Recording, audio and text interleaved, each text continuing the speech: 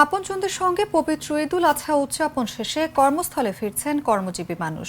আর এই সুযোগ কাজে লাগিয়ে নীলফামারীর যাত্রীদের কাছ থেকে অতিরিক্ত ভাড়া আদায় করছে পরিবহন সংশ্লিষ্টরা। বাধ্য হয়েই অতিরিক্ত ভাড়া দিয়ে কর্মস্থলে ফিরতে হচ্ছে যাত্রীদের। রোববার রাতে নীলফামারী আন্তজেলা বাস টার্মিনালে ছিল নগরে ফেরা মানুষের চাপ। বাস ও ট্রেনে করে বহু মানুষ ঢাকায় ফিরছেন।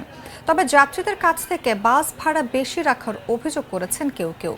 যাত্রীরা বাস কাউন্টারগুলোতে কর্মরত কর্মচারীদের কাছে জিম্মি হয়ে পড়েছেন।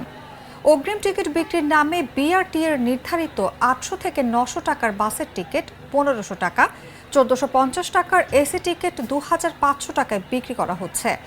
ঈদের আগে অগ্রিম টিকিটে যাতায়াতের ক্ষেত্রে Nilphamari Dhaka non AC normal coach বাসে সরকারি নির্ধারিত প্রতি কিলোমিটার ২ টাকা ১২ পয়সা হারে ৩৬১ কিলোমিটারের ভাড়া হয় ৭৬৫ টাকা ৩০ পয়সা।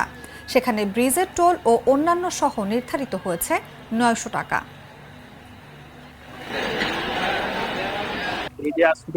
আসার পরে আজকে ২৩ তারিখ, আজকেও আমরা টিকিট কাটতে আসছি। আজকে ১৩০০-১৪০০ টাকা টিকিট, তাও আমরা টিকিট পাইতেছি।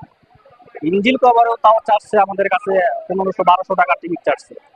এরকম ধরে গেলে আমরা সাধারণ গার্মেন্টস খারাপ কিভাবে চলাফেরা করবো?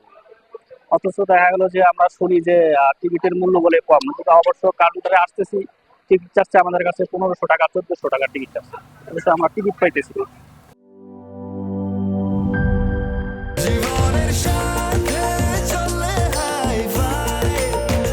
স্বাস্থ্যকর অল টাইম ফ্যামিলি কেক, সব সময় অল টাইম হেলদি লাইফ।